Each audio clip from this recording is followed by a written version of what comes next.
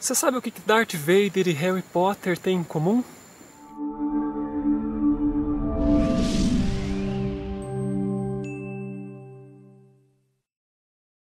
Olá pessoal, esse vídeo é uma continuação do nosso vídeo da semana passada. E justamente o que é que tem em comum entre esses dois personagens citados aqui logo na chamadinha? O que existe de semelhante entre eles é que eles são arquétipos. É que eles são representações de forças superiores, de forças invisíveis, de elementos que fazem parte da grande consciência cósmica e que estão atuando dentro de nós aqui e agora. Vamos entender um pouquinho mais, tá? Quando a gente falou sobre arquétipos, a gente mencionou vários deles, Eu falei um pouquinho sobre arquétipos religiosos, sobre os arquétipos dos símbolos animais de algumas tradições antigas, tá? E eu mencionei um pouquinho também sobre os arquétipos astrológicos, ok? Dentro disso, a gente poderia entender assim, vamos retornar um pouquinho mais para entender a natureza humana. Nós, seres humanos, nós somos contadores de histórias, nós gostamos muito de histórias, e justamente por isso que o cinema é um negócio tão promissor, que as televisões investem tanto em novela, tá? Porque faz parte da natureza humana ouvir e contar. Então os sábios do passado, como eles já conheciam esse aspecto da nossa alma, eles se aproveitavam disso profundamente para manter viva dentro deles a essência do divino. Vamos voltar na pergunta inicial? A gente poderia dizer ainda mais o que é que Darth Vader tem em comum com Sauron, o personagem mais temido da trilogia Senhor dos Anéis. Ambos são a representação da força arquetípica saturnina. Tá? A gente falou sobre os arquétipos, e os arquétipos da astrologia são muito interessantes porque eles são universais, é muito fácil da gente compreender. O que Saturno, qual que é a energia de Saturno, o que é que ele produz na nossa vida? Limitações, restrições, ansiedade, bloqueios, medos, ok? Não é exatamente essa imagem que esses dois personagens sombrios, só para citar dois, porque a gente poderia falar sobre vários, porque é todo um universo, representam para o personagem principal desses filmes. Ok, o que é que Aragorn, do Senhor dos Anéis, tem em comum com Luke Skywalker? Qual é a semelhança entre eles? E a gente poderia acrescentar mais um ainda. O que é que eles têm em comum com o Rei Arthur? Tá? Os três representam o Sol, eles têm a energia solar, eles têm a energia do Rei, eles têm a energia daquele que é o centro da vida, o centro da trama, o centro da história. Mas vamos dizer assim que esse personagem principal, ele está dentro de uma zona de conforto. Tá, o Luke está lá vivendo com os pais no interior, aliás, com os tios, porque ele já tinha perdido os pais, ele já tinha passado por uma grande tragédia na vida dele. Então ele está lá vivendo tranquilamente dentro da zona de conforto com os pais adotivos no interior, até que uma força sombria, tá, uma força opressora, o obriga a seguir uma jornada em que ele se descobre, em que ele se transforma, em que ele deixa de ser só um menino do interior para se transformar naquele que iria realmente revolucionar todo aquele universo da saga Guerra nas Estrelas. Qual é a semelhança dele com Aragorn? Aragorn também foi alguém que tinha se autoexilado, alguém que estava vivendo uma vida confortável e medíocre, porque não tinha ainda o ímpeto, a força, a coragem, não queria assumir a responsabilidade como um rei. Então, quando a energia da opressão, quando a energia das forças negativas começam a se aproximar da vida dele, isso o obriga a fazer um movimento dentro de si mesmo. E esse movimento o tira da postura de um guardião desconhecido para o rei, para aquele que realmente tem a condição de assumir uma grande responsabilidade. Ele deixa de ser alguém invisível para se tornar o principal personagem de todo aquele universo. Conhecendo essa característica humana, porque as histórias elas sempre nos fascinaram, nos assombraram, nos encantaram, os sábios do passado transformavam aquelas forças em mitos. E esses mitos, eles são tão fortes que eles continuam nos encantando até hoje. Quem de vocês que está assistindo nunca ouviu falar na história do rei Arthur? Nunca ouviu falar que tinha um mago, Merlin, mais sábio do que todos, que também tem uma semelhança com o Obi-Wan Kenobi, que também tem uma semelhança com o mago cinzento, tá? Fugiu o nome agora, lá da saga do Senhor dos Anéis. Então existe um personagem mais sábio, que orienta aquele que está fazendo a sua jornada, que ajuda esse personagem na sua transformação. Mas essa jornada só acontece quando existe uma sensação de opressão, quando existe uma necessidade de deixar algo conhecido para trás e entrar dentro de um novo mundo.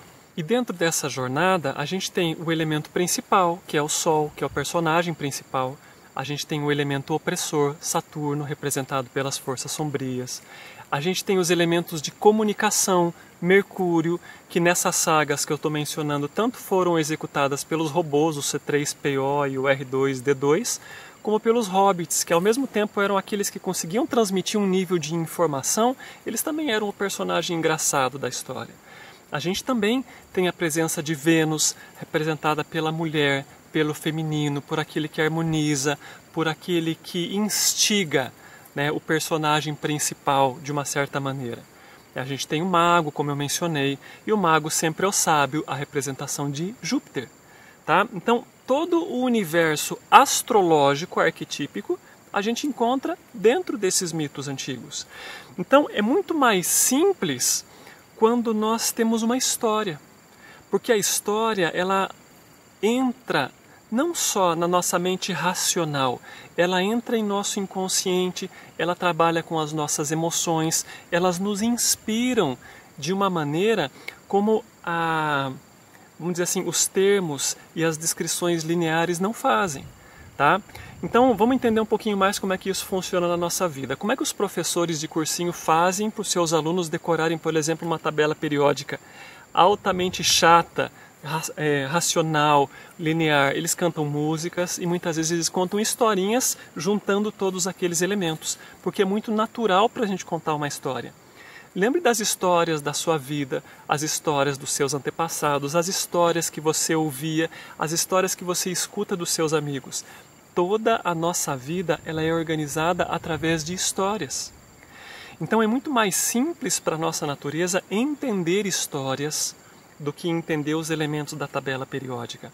Eles trazem riqueza, eles organizam. Tá? Então esse é o papel dos mitos na nossa vida. E os mitos, todos eles têm relações arquetípicas com as forças que estão agindo dentro de nós. Tá? Vamos pegar um pouquinho mais os arquétipos astrológicos, que são muito universais e são fáceis de entender. Se a gente for estudar um pouquinho da mitologia grega, a gente vai entender a figura de Zeus, que era o rei, era o sábio, ele era o elemento de justiça, ele é a força da fé. Mas ao mesmo tempo Júpiter ele era muito libertino, ele tinha muitos filhos, ele tinha casos amorosos. O que significa isso, né? Vamos voltar a entender. Não é uma questão de que o Deus universal, a grande força criadora, tem essa característica dentro dela.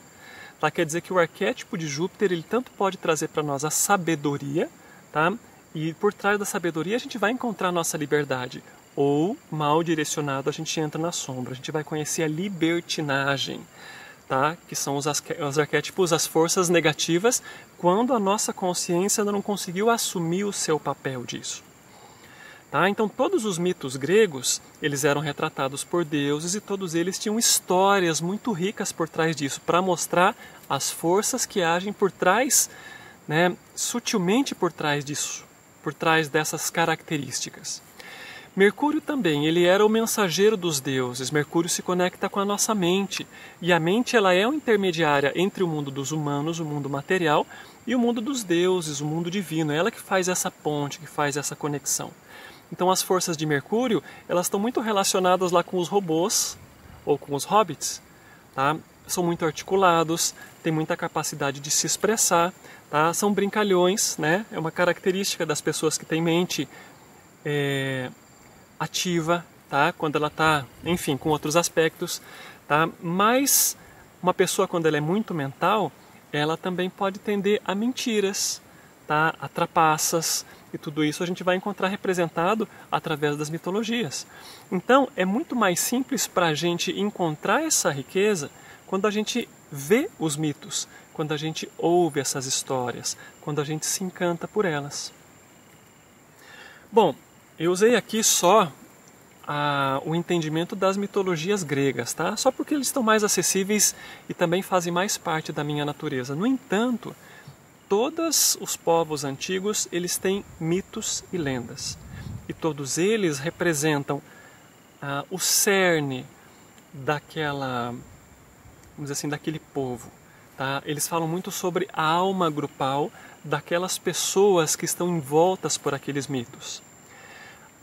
Mito da fundação de Roma, Rômulo e Remo, tá? Ambos criados por uma loba.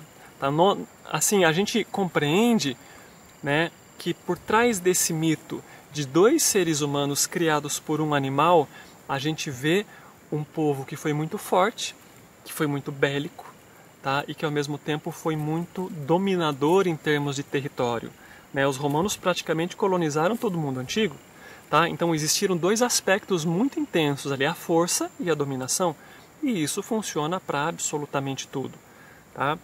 Os nativos da América do Norte, por exemplo, eles tinham uma maneira de entender ao grande espírito através da energia do búfalo. Tá? Por quê? Porque o búfalo, para eles, o tatanka, tá? Não é o búfalo conforme a gente tem aqui, é o búfalo norte-americano. Ele era tanto um símbolo de abundância, porque eles eram muitos, eles eram milhares. Tá? Segundo as tradições antigas, quando o búfalo chegava num território, todo o chão tremia. A gente pode imaginar o que fosse isso. Tremia o chão às custas da energia de tantos animais juntos. Então tinha abundância, tinha fartura. E nessas energias que eles encontravam no búfalo, eles encontravam o alimento, eles encontravam o cobertor, tá? Eles encontravam a vida. Então eles reverenciavam o búfalo como parte do grande espírito. Quando o branco foi dominar a América do Norte, uma das primeiras medidas para subjugar o nativo foi abater o búfalo, e ele praticamente foi extinto. Tá? Então não era só uma questão de subsistência material, né? Porque o búfalo naquela época representava a carne e o alimento para eles. Mas existia também uma característica espiritual e arquetípica muito profunda. É como se o próprio Deus, a própria divindade, estivesse nos abandonando. Tá? E realmente isso enfraqueceu a raça. E só para a gente poder entender um pouquinho mais hoje que o búfalo é protegido e que ele se reproduz, inclusive em muitas reservas nativas, eles estão vendo a força e vamos chamar assim do orgulho nativo se reerguendo. Tá? Então isso faz parte de todo o nosso universo. Todos nós vivemos muitos desses papéis, todos nós interpretamos muitos desses símbolos e vivemos essas histórias no nosso dia a dia. Vamos trazer isso um pouco agora para o lado da religião, ok? Eu acho que já que a gente falou um pouquinho sobre os arquétipos religiosos no último vídeo, vale a pena entender isso. Qual é a semelhança entre Jesus e Krishna? Tá? Se você for ver a história vivida por esses dois homens, por esses dois seres, a gente vai encontrar semelhanças. Então, ambos nasceram de uma virgem, ambos tiveram que fugir, né? As mães deles tiveram que fugir do seu lugar de origem para que essa criança sobrevivesse à perseguição. Tá? Ambos tiveram que enfrentar a ira de um governador, ambos tiveram que trazer um novo nível de consciência para o mundo em que eles estavam. Tá? E ambos morreram no ápice de um sacrifício voluntário. Tá? Jesus, Krishna, Akhenaton, tá? Só para a gente mencionar alguns. Ambos, todos eles e muitos outros, são o quê?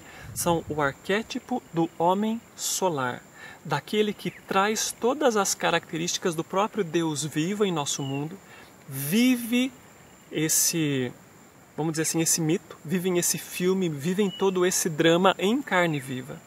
E cada vez que isso acontece, fortalecem esse arquétipo cósmico para toda a humanidade. Então, o trabalho de Jesus, ele desenvolveu Se não fosse provavelmente pelo trabalho dele, o nosso sentido de compaixão, de amor ao próximo ainda seria muito primitivo. A gente trataria no olho por olho, dente por dente. E o que ele dizia na obra dele? Eu não vim aqui para ensinar nada de novo, eu vim aqui para testificar, para reformar isso, porque vocês não estão entendendo nada direito, estão fazendo ao pé da letra morta. Tá? Então eles vinham para quê? Para trazer de novo a compreensão para os seres de que se aquele mito, se aquela história, se aquela lenda sagrada ela for vivida ao pé da letra, então a gente perdeu a essência. Tá? E justamente por a gente ter tantas semelhanças entre esses homens divinos ao longo da história, que alguns estudiosos assim muito lineares, muito racionais, dizem assim, Jesus não existiu. Tá? Isso é só conto do vigário, porque é a mesma história que outros tantos viveram lá atrás, e é verdade. Eles revivem a mesma história, dentro de um cenário diferente, dentro de um povo diferente, dentro de necessidades diferentes. Mas, se essa história não for vivida em carne viva, se ela não for aterrada com toda a sua extensão aqui no nosso mundo, ela se perde. Tá? Ela se transforma apenas numa lenda, apenas em algo que fez parte de um contexto primitivo dos nossos ancestrais. Tá? Então muitas das lendas que a gente ouve, sim, eles tiveram a sua realidade, como a história de Jesus, elas foram vividas e ao longo do tempo elas se transformam em lendas. E isso alimenta a nossa alma. Qual de nós, quando eu era menor, não pensava nas princesas, nos dragões e nos príncipes? Todo homem tem um príncipe dentro dele, tá? Que precisa derrotar o dragão para poder salvar a princesa. E de certo modo, todas as mulheres têm uma princesa dentro delas. Tá? Que espera por aquela energia arquetípica do príncipe, daquele que vai trazer algum nível de salvação. Tá? É lógico que são mitos, isso não significa que as mulheres têm que ser vítimas, tá? Mas todos nós temos um pouco dessas energias que fazem parte do que? Da nossa jornada aqui no mundo. Bem, quem melhor descreveu tudo isso que eu estou mencionando para vocês agora foi um estudioso americano chamado Joseph Campbell. E ele percebeu que todos os mitos, todas as histórias e todas as lendas do mundo tinham pontos em comum. É claro, tá? Porque eles estavam falando sobre a mesma coisa, adaptados para a linguagem, para as cores, para o momento em que eles viviam. Tá? E ele transformou isso num livro chamado A Jornada do Herói. Tá? Porque todos os heróis passam pelo mesmo processo. Primeiro eles se sentem pequenos, ou estão na zona de conforto, ou eles percebem que a opressão de um ambiente qualquer os impele a realizar algo. Tá? E no trajeto entre começar essa jornada e chegar na realização do projeto, eles vão se descobrindo, eles vão encontrando forças, eles vão encontrando aliados, eles vão encontrando as suas próprias limitações. Tá? E é interessante que essa metodologia da jornada do herói, ela é muito utilizada pelo cinema, ela é muito utilizada por livros, tá? de romance, de aventura, porque todas elas trazem para nós a figura daquele que começa oprimido e precisa se transformar em algo. Aí a gente vem na história do Harry Potter, que eu mencionei no começo. Ele também passou por uma limitação profunda no início da vida dele. Ele perdeu os pais, ele foi criado por uma família que não o entendia. Tá, mas dentro dele existia uma energia, um pedido, um chamado para que ele se transformasse em algo mais. Aí vem a presença do mago, do superior, do sábio, que aponta os caminhos para ele, mas esse caminho tem que ser percorrido por ele. Tá? Ninguém vai percorrer o caminho dele. E é nessa jornada que ele vai se transformando, que ele vai encontrando forças, que ele vai encontrando companheiros, que ele vai percebendo que ele não pertence ao mundo dos trouxas, dos comuns, tá? Não pertence àquela humanidade decaída, tá? Mas que ele tem sim um nível de sabedoria superior dentro dele. E que ao mesmo tempo, quando ele descobre tudo isso dentro dele, ele precisa retornar. Porque a grande diferença entre o sábio e o egoísta é que o egoísta quer conquistar aquilo para ele. E o sábio, quando encontra a sabedoria dele, ele retorna. Porque ele precisa esticar, vamos dizer assim, cordas para aqueles que ainda estão no início da jornada que ele mesmo estava. Ele se transforma no sábio. Ele se transforma naquele que já viveu a jornada e agora pode dar testemunho de como isso é válido, é bonito, como isso traz sabedoria e liberdade para dentro de nós. tá? Então, esses são os mitos aos que nós estamos envolvidos. Se você estudar as mitologias grega, romana, etrusca, árabe, né, vai ver lá as 1001 Noites, todas você vai encontrar similaridades. É claro, porque foram histórias que já fazem parte do nosso inconsciente, que vez por outras eram vividas por alguém. E quando elas eram revividas, fortaleciam aquilo dentro da mente das pessoas, aterravam certas energias cósmicas mais profundamente dentro do inconsciente. Tá? Muitos que não despertavam naqueles momentos, eles iam capturando o significado daquilo com o tempo, tá? Com o seu amadurecimento. Iam perceber que essa jornada, ela na verdade, ela é a jornada de transformação de todos nós. Então todo mundo tem dentro de si o Luke Skywalker. Porque a gente está na zona de conforto em certo momento da nossa vida, quando certas forças de opressão, quando vem ali um Darth Vader ou um Saturno na nossa vida, nos cobrando alguma coisa, nos obrigam a olhar para dentro de nós e a buscar essa transformação. Tá? Então as lendas e os mitos fazem isso, eles nos enriquecem, tá? Eles nos norteiam, eles se mantêm vivos dentro de nós e por isso, né, sempre foi tão importante nas culturas e nações antigas o contador de histórias, porque ele falava sobre a ancestralidade, ele contava sobre a vida, ele falava sobre os deuses, que na verdade são forças que estão aqui atuando o tempo todo. Só que quem não tem olhos não vê, e quem não tem ouvidos não escuta, tá? Não dá valor para isso, porque para entender o significado disso, a gente tem que acessar um outro nível de mente nossa mente mais intuitiva, mais abstrata. Tá? Isso é uma forma de entender que a gente tem que tirar as coisas da racionalidade, parar de entender a letra morta, né? E começar a compreender o sentido mais amplo de tudo aquilo e de que maneira tudo isso está nos afetando hoje. Tá bom? Bom, eu acho que já deu para você começar a sacar. E eu vou fazer o convite para você de novo, estude os arquétipos que estão vivendo em sua vida, descubra essas forças que estão aí dentro de você. Tá? Procure o sentido da sua própria jornada pessoal. Todos nós estamos aqui para fazer o processo da transformação. Tá? Quando a gente não faz, a gente sofre.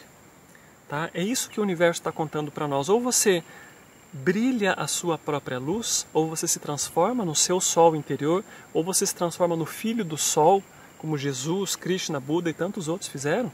Cada um do seu nível, cada um do seu jeito. Ou você vai entrar no mundo das trevas e vai ser absorvido por essas forças de oposição e vai ter sofrimento na sua vida. Sofrimento de todos os níveis, físico, emocional, mental, financeiro. Tá? Isso significa o quê? Que a gente não entendeu o sentido da coisa, que a gente ainda não se descobriu, que nós ainda estamos longe do nosso propósito. Tá bem? Então fica aí o convite. Se você tiver dúvidas, perguntas, escreve para mim. E o mais interessante, você sabe qual é o arquétipo que você está vivendo? Quais são as forças que estão envolvidas na sua própria criação? Escreve aqui para nós, compartilha com a gente. Isso pode enriquecer muito a experiência das outras pessoas. Tá legal? A gente se vê na próxima.